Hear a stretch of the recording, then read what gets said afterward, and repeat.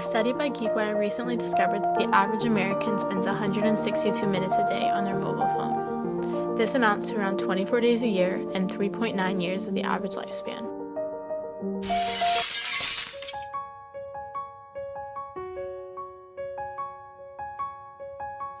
And the majority of this time is spent on some form of social media. Whether it be Instagram, Snapchat, Twitter, Facebook, or any other social networking site, our time is spent scrolling through snippets of other people's lives and trying to show off ours. In this environment, it is impossible not to compare your life with theirs. All of this comparison and effort to show off the, quote, perfect life has taken a huge toll on America's self-esteem. Beauty is no longer defined in terms of real-life personality or accomplishments, but in the edited, cropped, and photoshopped pictures of social media. A new, unreachable standard of beauty has been set, and it is wrecking the world's self-esteem day by day. With the rise of social media, we literally have a weapon of mass destruction to our self-esteem 24/7. I constantly have to compare myself to other people. That makes me feel bad about myself. Really bring you down. Very pretty, you're not that person, it brings you down. Am I a failure as a dad? It's comparatively comparing ourselves to others. It doesn't end at 18. Everybody else is moving on to a different stage of their life. Likes and followers and more of those, then you are happy. Things that I do are being compared to things that my friends do. Kind of feel really insecure about unrealistic beauty. Real. Social media is a curated, filtered, often airbrushed, and sometimes even lifestyle illusion. In the 21st century, social media has become the most influential platform. Through social media apps, people have the opportunity to anonymously scrutinize pictures showing only one's outward appearance, which can often be very misleading. Nearly 3/4 of women between ages 18 and 34 edit their pictures before posting them to social networks, as well as more than half the men surveyed in the same age group. There are countless applications available for this. Perfect 365 and Facetune are apps in which people can whiten their teeth, make their face skinnier, remove blemishes, and apply makeup. Bisco and Afterlight allow users to add filters to their pictures to make them more picturesque. A perfect example of this editing phenomenon is Australian Instagram celebrity Esteem, who recently quit social media after citing her account as being, quote, edited and staged. She quit her Instagram to promote self-love and to call attention to the unrealistic images portrayed online. O'Neill first began obsessing over her body when she was 12 by comparing herself to girls online who seemed to have it all. Fast forward to a few years later, and O'Neill is sexualizing herself for the benefit of more followers. But at the same time, everything I was doing was edited and contrived and to get more value. If you don't think it's a business, you're deluding yourself. The phenomenon that Esteem O'Neill and countless other social media users experience can lead to a so-called duck syndrome, named by Stanford University. In other words, social media makes it appear as though people are carelessly and effortlessly swimming along, and no one can truly see all the work that goes into this image underwater. After seeing this, their followers begin to think less of themselves because they are not as perfect as this fabrication. The dream job. They have this perfect life. Why isn't my life like that? The scary thing is, that's not real. One of the most publicized examples of this is Selena Gomez. After becoming the most followed celebrity on Instagram, she could not handle the stress of keeping up her appearances at all times. She was spending hours every day obsessing over the flaws in the pictures she had posted and comparing herself to the other fake pictures she would see. She had become addicted to the person she was pretending to be and eventually had to cancel her world tour because of how distorted her self-image had become. A few months after this had happened, she posted a clip with her friends with a caption calling out social media for the unrealistic standard of beauty that it sets.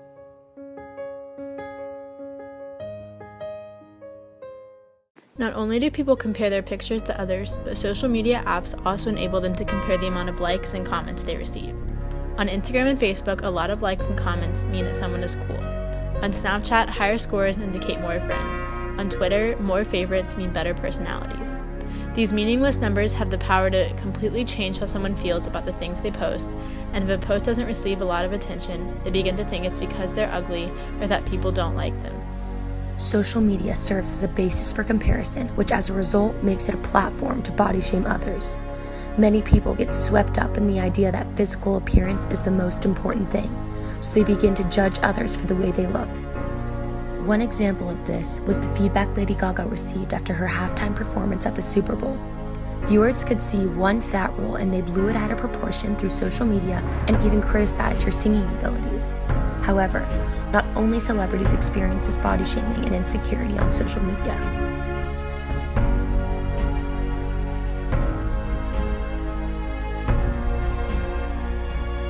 We found that 55% have felt insecure about their body because of social media. We also asked the question, 67% responded with a 3, 4, or 5 on a scale of how often they see body shaming. The facilitations of competitions, comparisons, body obsessions, and body shaming is very dangerous. These are all associated with low levels of self-esteem, which in turn promotes harmful behaviors such as eating disorders, unnecessary plastic surgery, and excessive exercise. To learn more about how social media drives people to unhealthy eating patterns, we interviewed a specialist at the Atlanta Center for Eating Disorders. My name is Meade Fields, and I'm an LPC and here at Atlanta Center for Eating Disorders, and I also have a private practice. How does the ideal body image portrayed throughout social media have an effect on eating disorders? You know, especially with like editing and selfies and things like that, you know, there's a lot of pressure to get a certain amount of likes or, you know, whatever, and a lot of people will base their entire self-esteem on that. Well, it's unattainable. So they see these images that are photoshopped or, you know, of other people who might have eating disorders, who are portrayed as the ideal body, and they're seeing something that's unrealistic and unattainable. So, you know, it's impossible to live up to. So, of course, it affects how, you know, people see their bodies, and you know, if they don't look like something that actually isn't real anyway, then they feel like they need to lose weight or use their eating disorder to try to reach that unattainable goal. Many turn to online outlets to discuss their struggles and day-to-day lives with the disorder, once again making social media harmful and destructive. One of the most commonly used sites is MyProAnna, which is an outlet for the anorexic.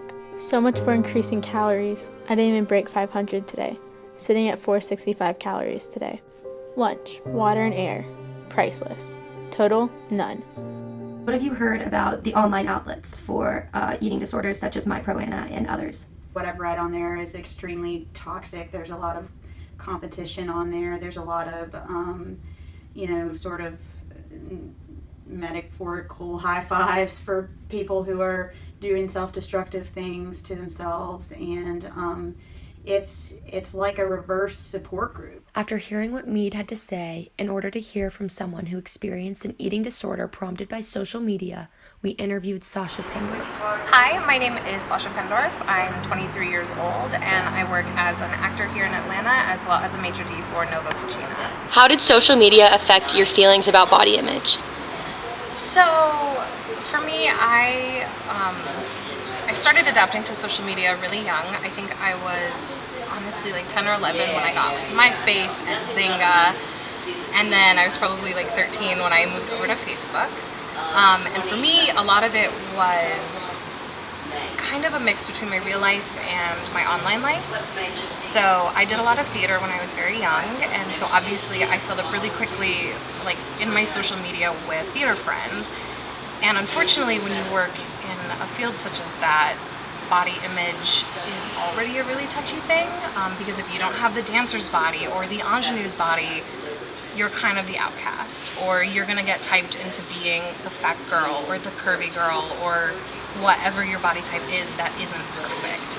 So from the moment I started using social media, I saw everybody's highlight reels, and I saw what everybody wanted people to see and what they put out there for the world, and I didn't feel like my body reflected what I was seeing in everybody else. So almost immediately, any image that I took, it had to be at a certain angle, or, you know, what if my nose looked big or my cheeks looked puffy, and it was uncomfortable. And so I made a lot of changes really quickly to kind of alter the way I looked and the way I wanted other people to perceive the way I looked. What prompted your eating disorder? So kind of what prompted my eating disorder, I think, was just wanting to be able to control the way other people saw me, especially online, because in person I have a personality and I can sway anyone to think whatever about me, but online it's so superficial. What were your experiences with social media outlets for anorexia? From places like Pro Annie, it felt like a safe space to talk about the horrible things I was doing to my body. Things like that were my outlets to talk to other people with anorexia, but in a negative way. So let's post pictures of, practical skeletons, and that's goals. That's what I want my body to look like. How did you recover from your eating disorder and begin to accept the way you look? I learned to wake up every day and say one good thing about my body or myself, or just something positive. And look in the mirror and you say, I have a beautiful smile, and I have a wonderful personality, and I have a partner who loves me. And those are all things that your body doesn't control. You control those things. An ongoing process. When we started this interview, I was a little nervous and a little shaky because I don't love to talk about my body, but I think it's important.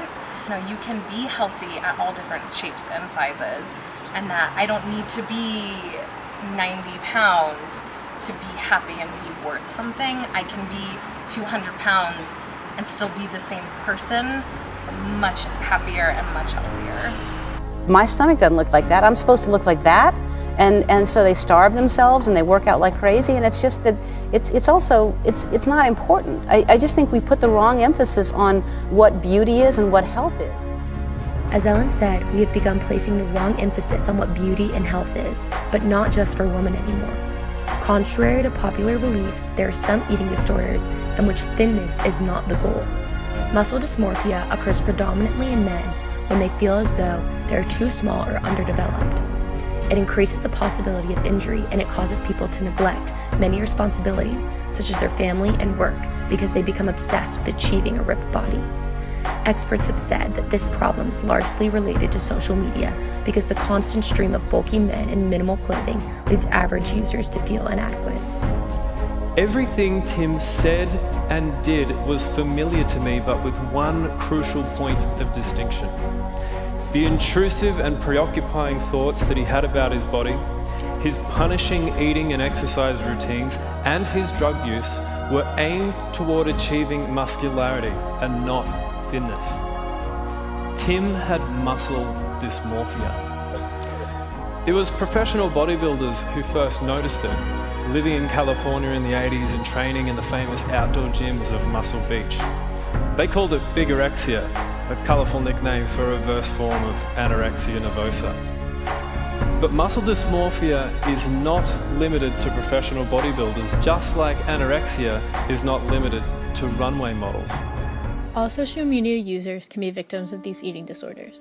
They look in the mirror and feel unworthy. They believe they don't look how everyone else appears to look online. As a result, they desire change. That is when they turn to eating disorders. However, social media causes more than just anorexia, bulimia, and body dysmorphia.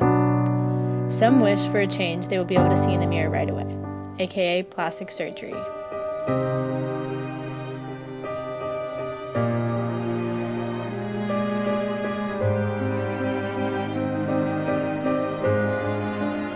An American Society of Plastic Surgeons report found that Americans spent more than $16 billion on cosmetic plastic surgeries in 2016, the most the U.S. has ever spent on such operations. Even more common than eating disorders, plastic surgery is another side effect of social media. While it is every person's right to do what they want to their body, there is a point when it becomes unhealthy. No one should feel pressured to undergo a risky procedure and permanently change their body, but unfortunately, many people feel so uncomfortable in their own skin that they are willing to do it. Because people have the ability to artificially warp their bodies on social media, others begin to wonder why their features aren't that perfect, and they begin to feel that they are the problem. In order to understand the motivation for plastic surgery from an inside source and the risks that plastic surgery entails, we interviewed Dr. David D. Brothers out of St. Joseph's Hospital. Services that we offer, okay? So for me, my services at this point are all cosmetic. So all I do is cosmetic surgery.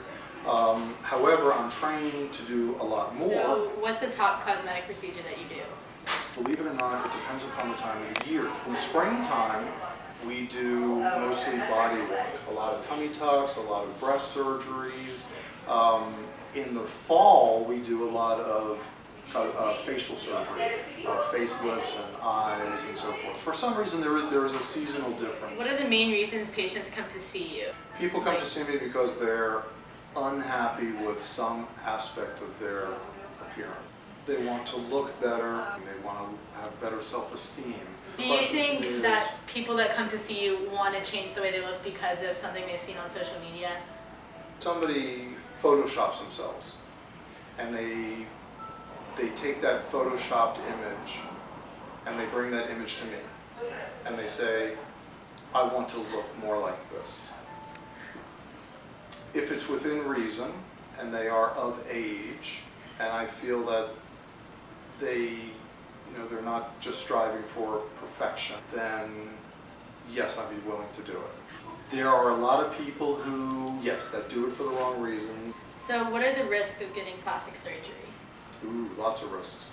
Other than the surgical risks, which usually include, bleeding, infection, wound healing problems, you can also have an unhappy patient. The greatest risk to me is somebody who's having a surgery for the wrong reasons. Usually when I operate on somebody, it's going to be somebody who, like for women, who want to have better self-esteem, but they're not doing the surgery for somebody else. The research shows that there are people entering into plastic surgery to fix an insecurity that social media has caused, and Dr. Brothers made it very clear that plastic surgery comes with a number of risks. People should not have to subject themselves to bleeding, infection, and wound healing problems to have a smaller nose, stomach, or bigger breasts, just because Instagram, Snapchat, Facebook, etc. has made them believe these changes are necessary.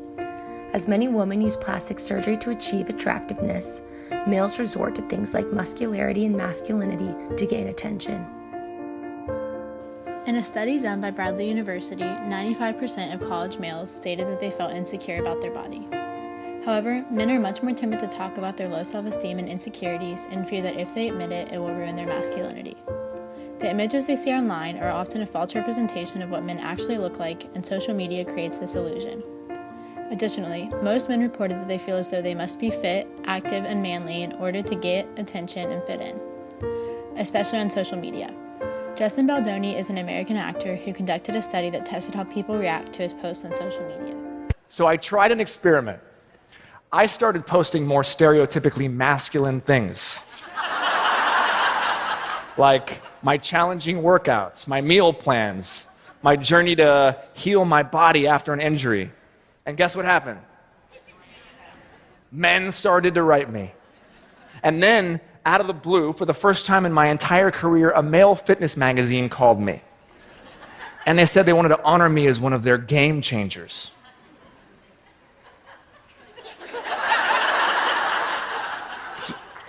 Is that really game changing? Or is it just conforming? And see, that's the problem. It's totally cool for men to follow me when I talk about guy stuff and I conform to gender norms. But if I talk about how much I love my wife or my daughter or my 10-day-old son, how I believe that marriage is challenging but beautiful, or how as a man I struggle with body dysmorphia, or if I promote gender equality, then only the women show up. Where are the men? I understand. Growing up, we tend to challenge each other. We got to be the toughest, the strongest, the bravest men that we can be. And for many of us, myself included, our identities are wrapped up in whether or not at the end of the day we feel like we're man enough. Actors and grown men are not the only ones who feel pressure to work out and fit the manly image. Average people around Atlanta and the world also feel as though they need to meet the standard of men seen online. I see other lacrosse players in college and professionally going and working out, so that motivates me because I want to be like them. So many guys now are going to the gym and they're even abusing steroids because maybe their selfies would get more likes if they had a six-pack of abs, not beer. And I need to learn how to get big. And I enjoy getting heart eyes under my pictures on Instagram. So, I post something in 2013, like me skinny on social media. I get that negative feedback, and I'm just like, okay, fine. I know that there needs to be change. So I post it now, and then I get like positive, I get so much positive feedback, which People have begun to recognize the self-esteem problem social media causes. Some have tried to start movements to promote acceptance and positivity. For example, the hashtag Don't Judge Challenge. The task was for people to post videos with drawn-on blemishes such as acne, unibrows, and glasses, and then remove these blemishes to reveal how they look normally. The intent was to promote the idea that it doesn't matter how you look on the outside, but you can still be accepted on social media. However, the challenge received a lot of backlash and hurt people's self-esteem instead of helping it, because people interpreted the post as saying that people with impurities are ugly. Therefore, once again, social media has turned a positive effort into another way to break down others' self-esteem. On the other hand, the Dove campaign aims to show how real beauty is far more realistic and genuine than the fake model companies like Victoria's Secret and American Eagle. This campaign was about empowering women and inspiring them not to feel pressure to conform to an unrealistic image that is portrayed on the internet. It is a movement that, unlike the Don't Judge Challenge, has done a wonderful job of promoting body positivity and media acceptance. It is one step forward in the path to positive, realistic, and uplifting social media. Tell me about your chin. It kind of protrudes a little bit, especially when I smile. Your jaw. My mom told me I had a big jaw. What would be your most prominent feature? I kind of have a fat, rounder face. Today I'm going to ask you some questions about a person you met earlier. She had nice eyes. They lit up when she spoke. Cute nose. She had blue eyes, very nice blue eyes. This is the sketch that you helped me create, and that's a sketch that somebody described of you. So yeah, that's...